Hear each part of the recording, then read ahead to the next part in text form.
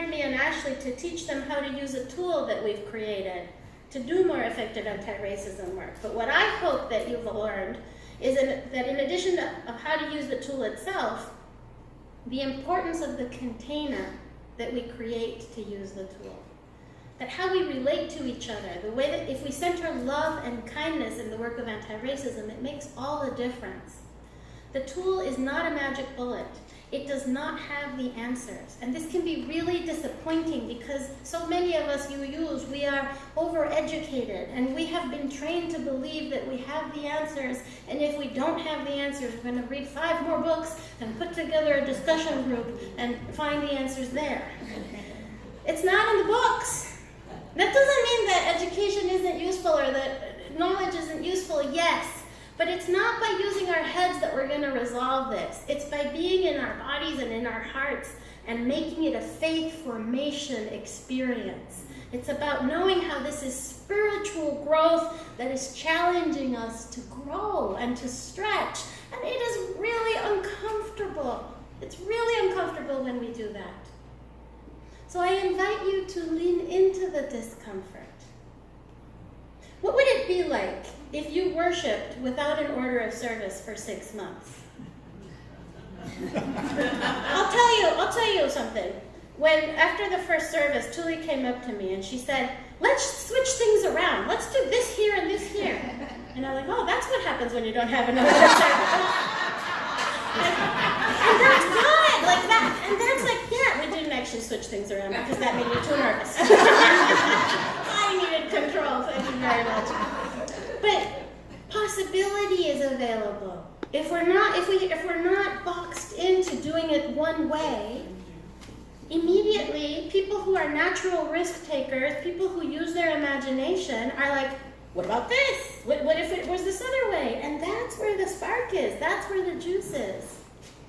So I don't need you to worship without an order of service for 6 months. I'm just using that as an example.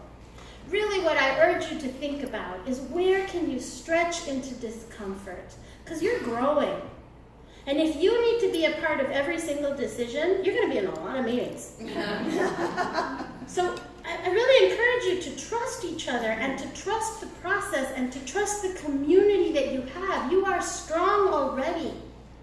And I invite you to step into that place of risk.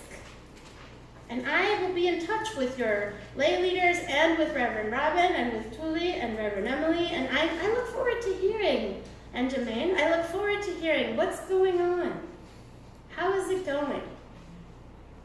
I leave you today with a lot of hope and joy in my heart because I know that you are in this work with me. I'm so grateful that your leaders said, come, help us figure this next step out. You are committed to doing this anti-racism work, and I am so grateful because we are on the cusp. It really feels like this is a really important moment in time in Unitarian Universalism where we can close the gap between who we say we are and how we actually operate.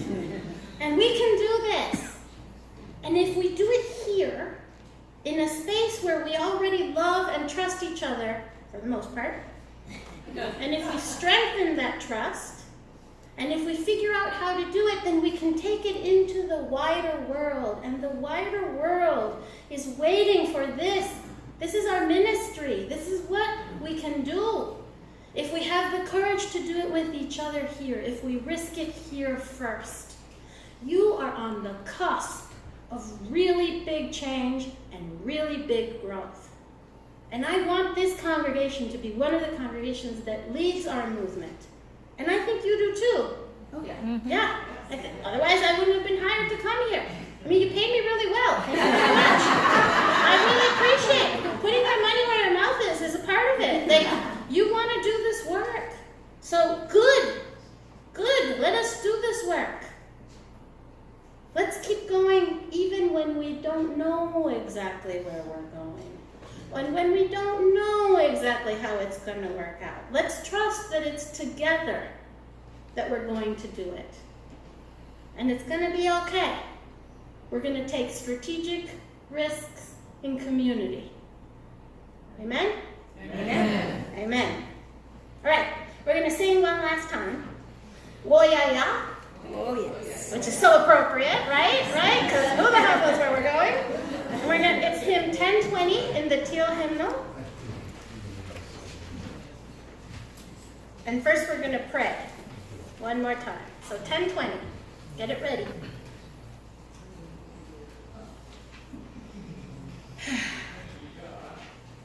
In the name of all that we hold dear and holy, we take this moment of silence to recommit our hearts to this congregation and to our work.